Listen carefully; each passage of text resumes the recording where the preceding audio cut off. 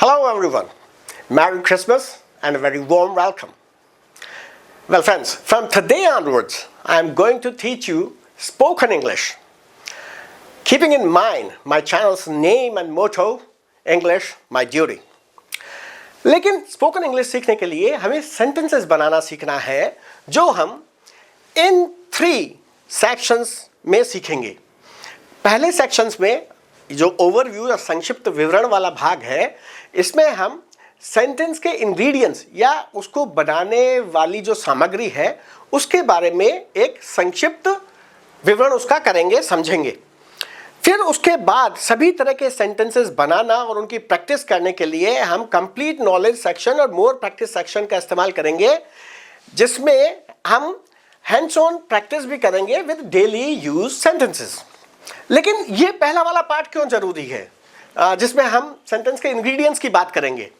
वो इसलिए है क्योंकि तब आप सेंटेंस को लॉजिकली समझ पाएंगे और आसानी से ज़्यादा लंबे समय तक उसे याद रख सकेंगे और आपको कोई गलत शलत पढ़ा भी नहीं सकेगा, जैसे ये इन्होंने किया है.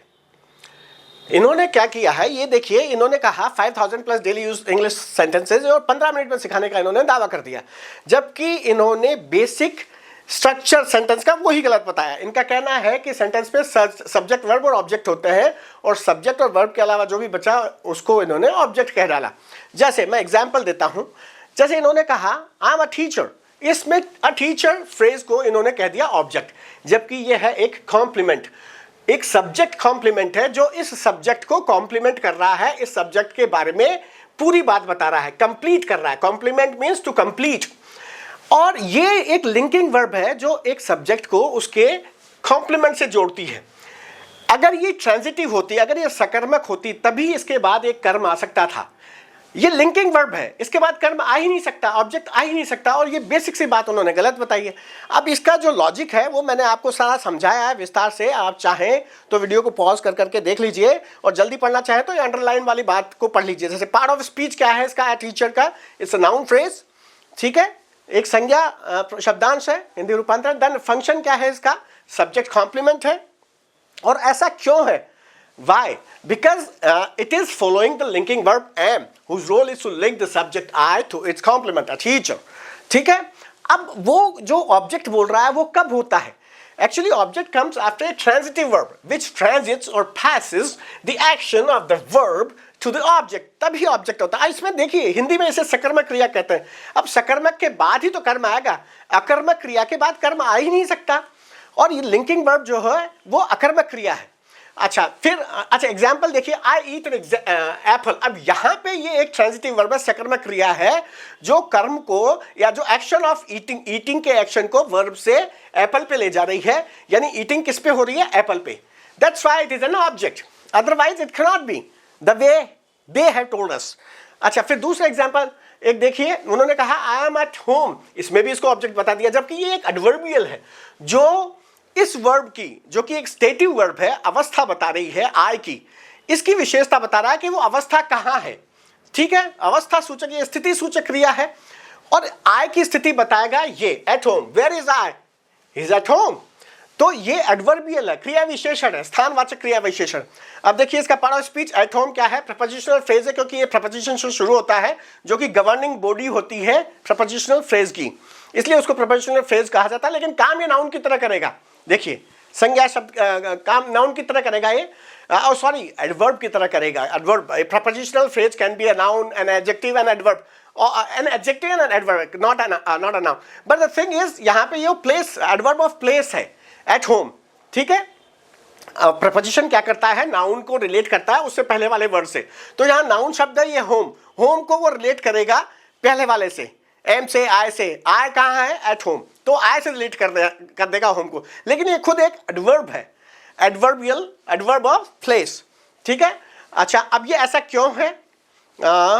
This is the reason, because it is following the intransitive stative verb am, whose role is to indicate a state of being or existence of subject I in a specific location at. ठीक है.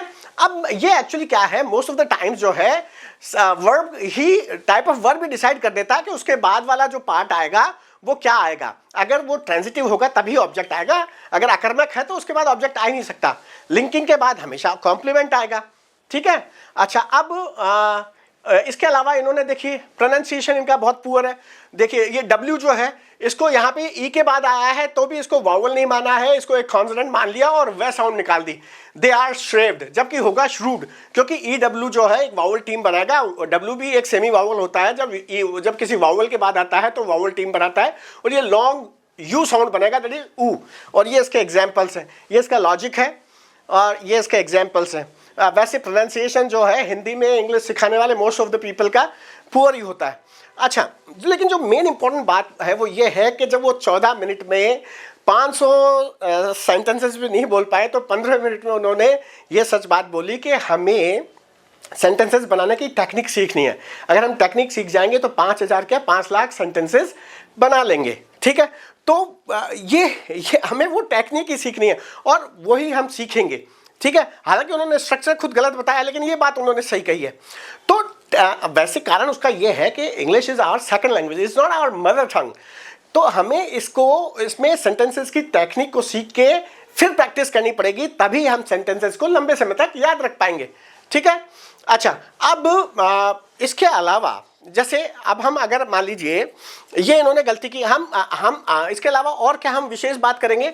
जैसे हमको subjective mood कभी भी नहीं सिखाया जाता, अवास्तविक परिस्थितियों के लिए जो काम आता है वो सब्जेक्टिव मूड हमें कभी नहीं सिखाया जाता। हाइपोथेटिकल यानी काल्पनिक परिस्थितियां, अनरियल सिचुएशंस।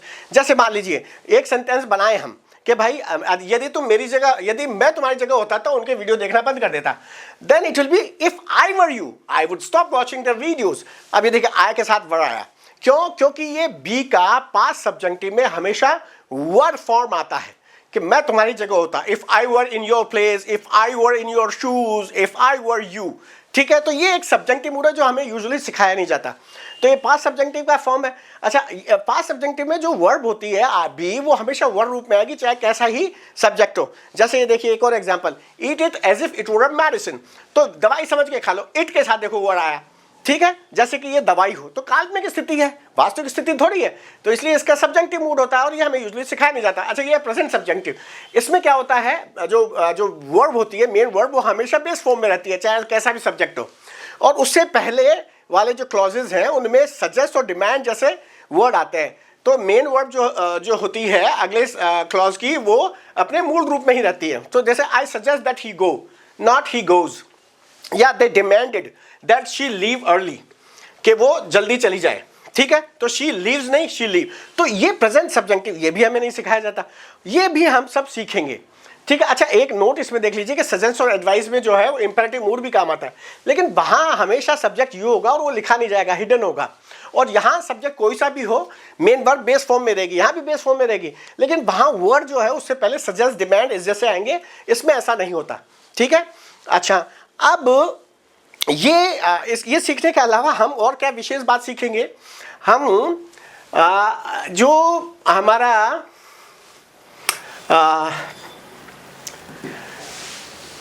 बेसिक्स में हम ऐसे सेंटेंसेस भी सीखेंगे जो कॉमन वोकैबुलरी यूज करते हैं।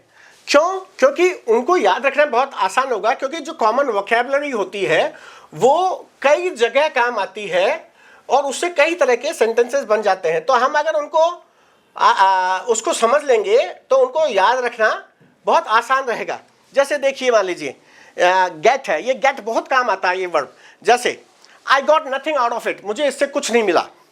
Please get me a glass of water, कृपया मेरे लिए ग्लास पानी ला दो। देखो डिफरेंट हो गया ना यूसेज, पर वही गेट काम आ रही है। I will get there soon, मैं जल्दी ही वहां पहुंच जाऊंगा।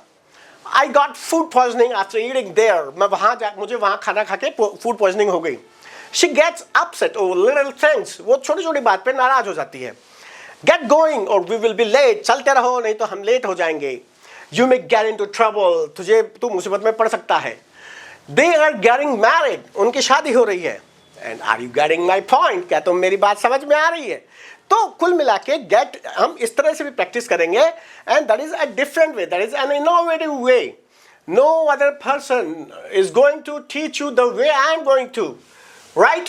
सो द पॉइंट इज, हम उन 3 सेक्शंस और उनके तीन सबसेक्शंस में स्पोकन इंग्लिश का A to Z of spoken English सीखेंगे।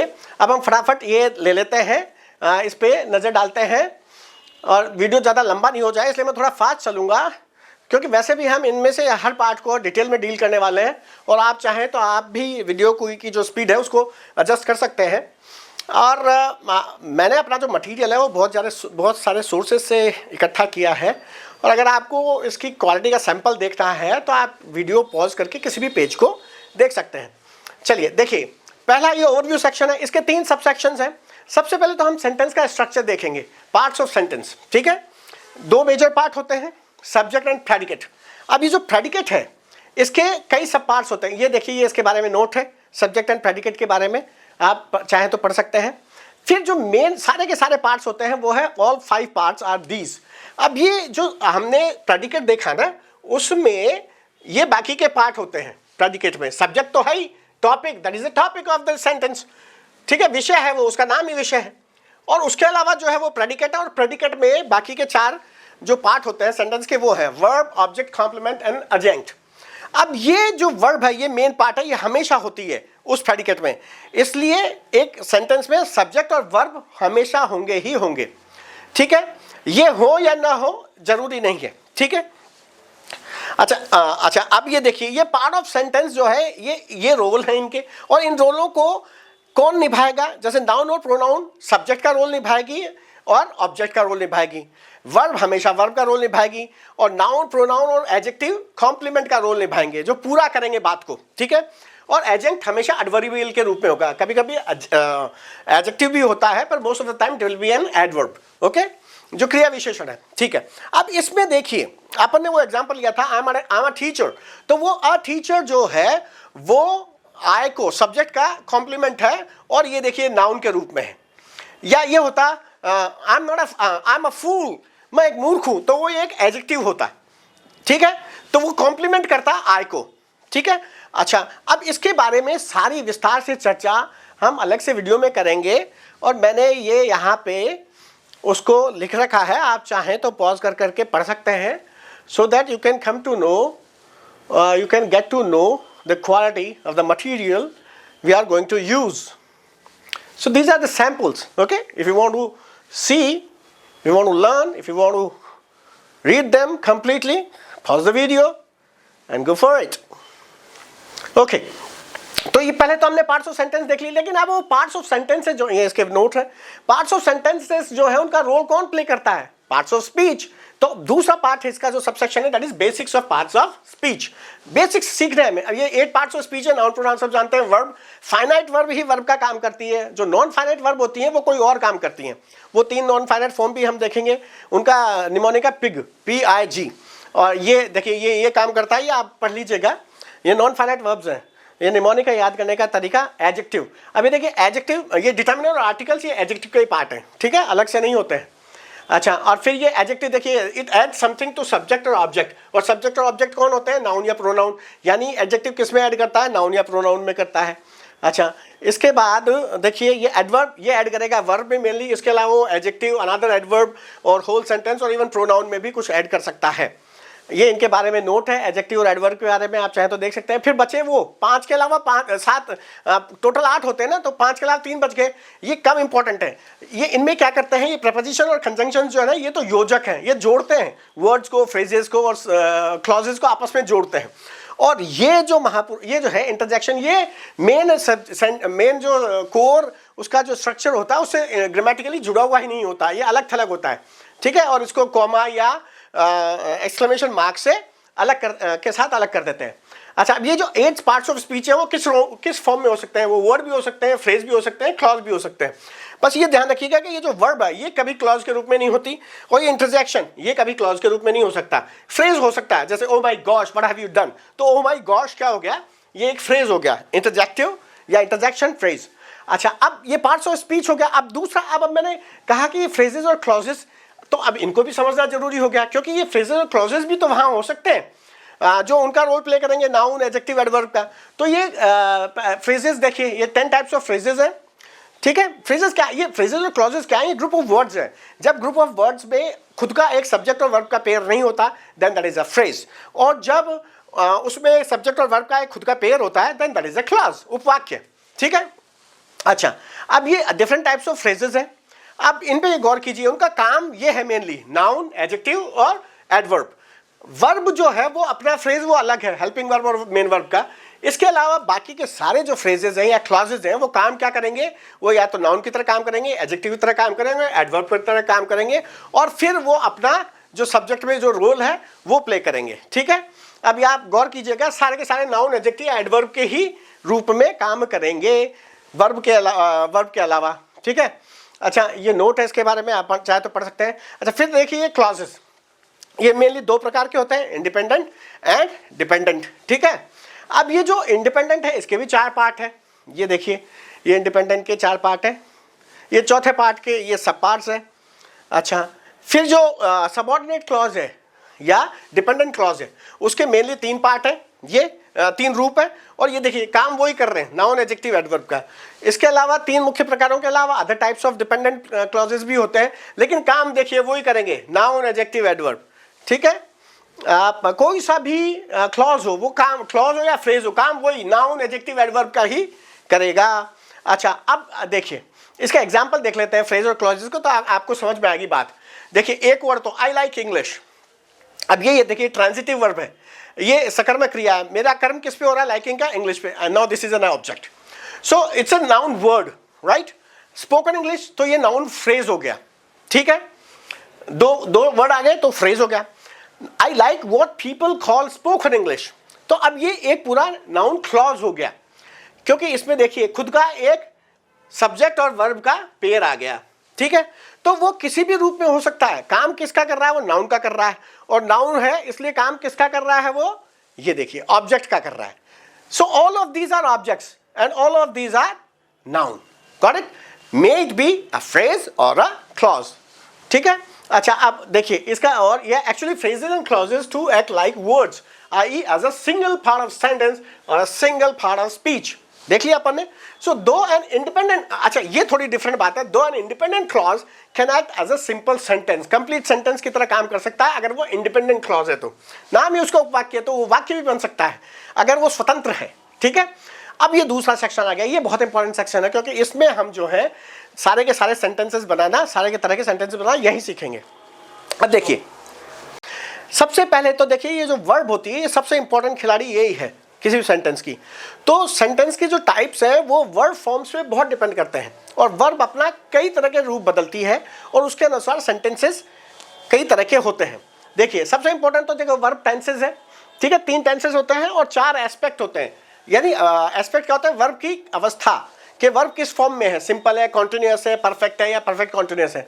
तो हम जो 12 सेंटेंसेस कहते हैं ना, वो एक्चुअली क्या है, 3 सेंटेंसेस की ये 4 एस्पेक्ट है वर्ब की।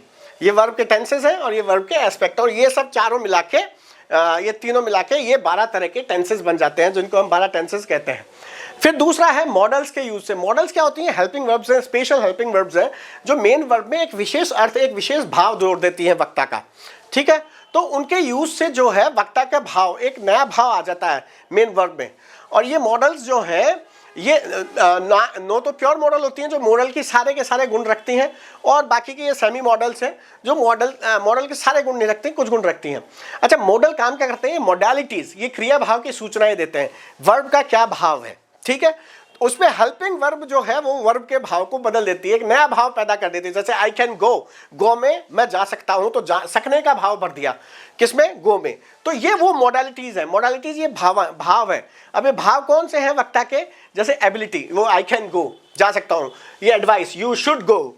ठीक है, अच्छा देखिए मैं आपको एक बात बताना भूल गया कि ये जो मॉडल्स हैं ये बहुत इंपॉर्टेंट है। देखिए इनमें जो ये 9 मॉडल्स है ना, इनमें ये विल भी है, और ये विल जो है ये हमेशा फ्यूचर टेंसिल होता है, और ये इनकी एक खूबी है कि ये ना तो खुद बदलती हैं मॉडल्स, और ना आगे मेन वर्ब को तो बदलने देंगी ही नहीं। तो ये हेल्पिंग वर्ब यूजुअली रूप चेंज करती हैं, जो बाकी की डी बी एच होती हैं, डू बी है, लेकिन ये अपना रूप नहीं बदलती। इसीलिए देखिए पास्ट के लिए कुड अलग है और प्रेजेंट के लिए कैन अलग है।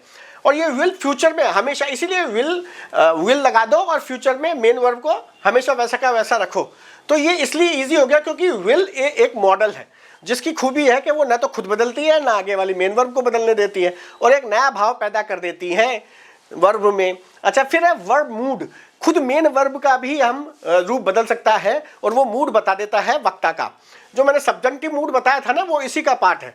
यूजुअली हमें क्या कहते हैं कि हमें सिखाया जाता है रियल सिचुएशंस वाले सेंटेंसेस, और वो वर्ब मूड में होते हैं। ये वर्ब मूड है उनके रियल सिचुएशंस वाले। 6 मूड हैं, वैसे 3 बेसिक होते हैं, उनको 6 में मैंने बांट दिया है। और ये जो इंडिकेटिव मूड है, इंट्रोगेटिव मूड और इंपेरेटिव मूड है, ये रियल सिचुएशंस के हैं। और ये जो ऑप्टेटिव, कंडीशनल एंड सब्जेक्टिव, ये सब्जेक्टिव मूड है, ये अनरियल या एपैथेटिकल सिचुएशंस के काल्पनिक परिस्थितियों के लिए होते हैं। तो इसमें और उस मॉडल में दोनों मॉडलिटीज बता रहे हैं, दोनों वक्ता के भाव बता रहे हैं, लेकिन मॉडल जो है वो हेल्पिंग वर्ब है। और यहाँ पे जो वर्ब मूड है वो वर्ब का, मेन वर्ब का जो फॉर्म है उसके अनुसार बदलेगा, और जो सेंटेंस का ग्रामेटिकल स्ट्रक्चर है उसके अनुसार बदलेगा। जैसे मैंने सब्जेक्टिव मूड में बताया था कि वहाँ जो वर्ब है, मेन वर्ब, ठीक है, वो आई वर, ठीक है, और जो मेन वर्ब वो बेस फॉर्म में रहती है हमेशा, चाहे कोई सा सब्जेक्ट हो, ठीक है। तो इसलिए मोडालिटीज को इंडिकेट करने के लिए वर्ब मूड भी होता है। और ये हमें सिखाया नहीं जाता, हमें बस 4 तरह के सेंटेंसेस सिखा दिए जाते हैं फंक्शंस के अकॉर्डिंग, कार्य के अनुसार, और वो इन तीनों मूडों में कवर हो जाते हैं। एक वो एक्सक्लेमेटरी सेंटेंसेस है, वो एक्चुअली एक्सक्लेमेटरी सेंटेंसेस जो है ना, अब देखिए ये देखिए, ये मैंने बताया कि वो 3 ही मूड है। तो ये इंडिकेटिव में जो है क्वेश्चन वाला भी आ जाता है, इंट्रोगेटिव भी आ जाता है, इंपेरेटिव अपना अलग है, सब्जेक्टिव में बाकी के 2 आ जाते हैं, ठीक है। अच्छा, अब ये जो एक्सक्लेमेटरी सेंटेंसेस हैं, हमें टाइप्स ऑफ सेंटेंसेस फंक्शन के अनुसार सिखाए जाते हैं, जिनमें declarative, interrogative, imperative and exclamatory होता है। तो वो एक्सक्लेमेटरी है क्या? ये एक्सक्लेमेटरी एक्चुअली कोई सेपरेट वर्ब मूड नहीं है। मूड वो वही वाला इस्तेमाल करेगा, या तो इंडिकेटिव मूड इस्तेमाल करेगा या इंपेरेटिव मूड इस्तेमाल करेगा, बस उनमें वर्ड ऑर्डर बदल जाता है।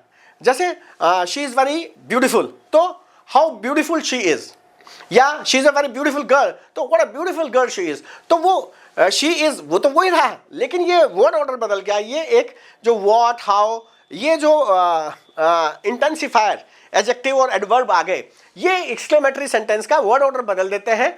यही फर्क है, बाकी ये पार्ट जो है वही, ये देखिए, ये उसी के हैं, मतलब इंडिकेटिव और इंपेरेटिव मूड के हैं। हमें सिखाए जाते हैं यूजुअली फंक्शन के अनुसार कि भाई डिक्लेरेटिव क्या होता है, जब घोषणा करनी हो, कथन कहना हो स्टेटमेंट के लिए, या जैसे मान लीजिए इंट्रो। अच्छा, ये पार्ट कौन से वर्ब मूड कौन सा इस्तेमाल करेगा? वही इंडिकेटिव वर्ब मूड इस्तेमाल करेगा।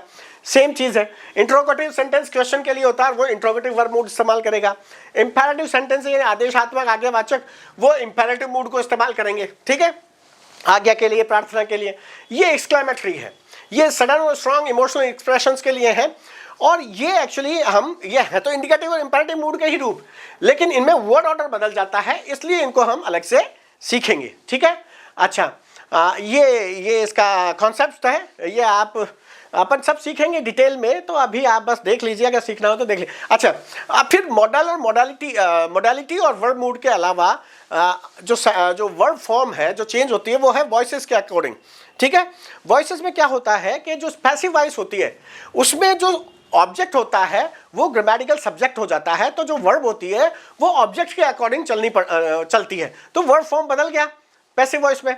अच्छा, अब है, ये तो हो गया वर्ब की फॉर्म्स के अकॉर्डिंग टाइप्स ऑफ सेंटेंसेस। अब है types of sentences according to the sentence structure. अगर उसमें एक से ज़्यादा उपवाक्य है, अगर सिंगल उपवाक्य है, क्लॉज है, तो दैट इज सिंपल और वो इंडिपेंडेंट क्लॉज होगा। अब कंपाउंड जब 2 इंडिपेंडेंट क्लॉज हो जाएंगे, और कॉम्प्लेक्स जब एक डिपेंडेंट और एक इंडिपेंडेंट होगा, और कंपाउंड कॉम्प्लेक्स जो दोनों की उसमें क्वालिटी जुड़ जाएंगी, ठीक है। अब इन उपवाक्यों को जोड़ते कैसे हैं? इनको कंजंक्शन से या कंजंक्टिव एडवर्ब से या रिलेटिव एडवर्ब और रिलेटिव प्रोनाउंस, इनको यूज करके उनको उपवाक्यों को जोड़ दिया जाता है, क्लॉजेस को जोड़ दिया जाता है, और एक नया स्ट्रक्चर बन जाता है सेंटेंस का, ठीक है। अब देखिए, कंपाउंड सेंटेंसेस में कोऑर्डिनेटिंग कंजंक्शंस यूज होते हैं, ये उनका निमोनिक है, काफ़ी पॉपुलर है, लेकिन उससे इजी तरीका ये है याद करने का कि ये 7 जो कोऑर्डिनेटिंग कंजंक्शंस होते हैं वो है और, nor, for, so, but and yet, ठीक है। अच्छा, और उसके बाद ये इसके अलावा जो है वो ये भी यूज़ कर सकते हैं कंजंक्टिव एडवर्ब्स वगैरह, ये हम सब बात करेंगे विस्तार से। अच्छा, कॉम्प्लेक्स जो सेंटेंसेज है उनमें सबऑर्डिनेट कंजंक्शंस होते हैं, तो कंजंक्शंस के अकॉर्डिंग ही क्लॉज का नाम आ रहा है। Subordinating conjunction subordinate clause, coordinating conjunctions coordinate clause, ठीक है। अच्छा, इसका निमोनिक है अ वाइट बस। ये जो कॉमन, ये एक्चुअली सबऑर्डिनेट कंजंक्शंस बहुत तरह के होते हैं, जो ये कॉमन है उनका एक ही निमोनिक है अ वाइट बस, ठीक है। ये सब हम विस्तार से करेंगे। और इसके अलावा ये रिलेटिव एडवर्ब, रिलेटिव प्रोनाउंस काम आते हैं, जैसे I like the girl who studies in my class, तो वो ये हु वो रिलेटिव प्रोनाउन हो गया। ऐसे ही I want to go where no one goes, तो ये वेयर ये रिलेटिव एडवर्ब हो गया। तो ये उन्होंने दो क्लॉजेस को जोड़ दिया, ठीक है। तो वो जोड़ने का तरीका, जोड़ने के लिए इनको कंजंक्शंस और रिलेटिव प्रोनाउंस और इनको सबको काम ले लेते हैं और एक नया स्ट्रक्चर बना देते हैं जिसमें एक से ज़्यादा क्लॉज हो जाते हैं। किसके में? सेंटेंस में। अच्छा, एक सेंटेंस का जो तरीका, जो बदलेगा रूप, वो है नरेशन के अकॉर्डिंग। ये एक्चुअली वर्णन किया जाता है, इसमें मैं और आप बात करेंगे तो फिर कोई तीसरे को अगर वो वर्णन किया जाएगा, नरेट किया जाएगा, तो उसमें ये तरीका जो है सेंटेंस का वो डिफरेंट हो जाएगा बोलने का। अच्छा, अब ये है मोर प्रैक्टिस सेक्शन। ये सभी तरह के सेंटेंसेस सीखने के बाद और हम प्रैक्टिस करेंगे, वहाँ भी हम डेली यूज सेंटेंसेस से ही सब कुछ सीखेंगे, यहाँ भी हम डेली यूज सेंटेंसेस के लिए और प्रैक्टिस करेंगे। और इसमें प्रैक्टिस करने का तरीका क्या है? एक तो मैंने बताया था कि जो कॉमन, जो स्पेसिफिक वोकैबुलरी है, कॉमन वोकैबुलरी है, वोकैबुलरी में हम सब लेंगे, words, phrases, phrasal verbs, idioms, proverbs सब लेंगे, ठीक है। और ये जो पॉपुलर वर्ड्स हैं जो कई तरह से काम आते हैं, उनके सारे सेंटेंसेस बनाएंगे ताकि आप उनको आसानी से किसी भी परिस्थिति में यूज करके तुरंत याद कर सकें बोलते वक्त। अच्छा, फिर हम याद करेंगे स्पेसिफिक सिचुएशंस और पर्टिकुलर सेटिंग्स वाले वर्ड्स के अकॉर्डिंग, ठीक है। मतलब इनके सेंटेंसेस, जैसे मान लीजिए स्पेसिफिक सिचुएशंस, जैसे मान लीजिए ये वाले हैं, ग्रेटिट्यूड वाले हैं, आभार वाले हैं, कोरल, अपॉलजीज वाले हैं, ये सब सेंटेंसेस हम आसानी से इनकी उनको याद करके प्रैक्टिस करके याद कर लेंगे, ताकि कभी भी जरूरत पड़े तो हम उनको उन सिचुएशंस में या उन सेटिंग्स में काम ले सकें। जैसे ये अलग सेटिंग्स आ गई, बिजनेस सेटिंग्स, जैसे डॉक्टर के पास है या होटल में है, तो किस तरह के सेंटेंसेस यूज़ करने हैं, उन सब की हम प्रैक्टिस करेंगे। इसके बाद हम मिक्स सेंटेंसेस की, रैंडम कोई सा भी सभी तरह के सेंटेंसेस की प्रैक्टिस करेंगे, ठीक है। तो कुल मिला के हमारी जर्नी स्पोकन लर्निंग की, स्पोकन इंग्लिश की लर्निंग की बहुत अच्छी होने वाली है। And you will learn A to Z of spoken English in these sections and सब सेक्शंस। और अब अगर आपको ये वीडियो पसंद आया हो, then please do like, share and subscribe. And if you have any doubt or any suggestion, then feel free to comment. अब नेक्स्ट वीडियो में हम अपने फॉर्मल लर्निंग शुरू करेंगे और सबसे पहले लेंगे कि सारे सेंटेंसेस के जो टाइप्स हैं वो कैसे बनते हैं, सारे सेंटेंसेस, ठीक है। So till then, bye bye and take care.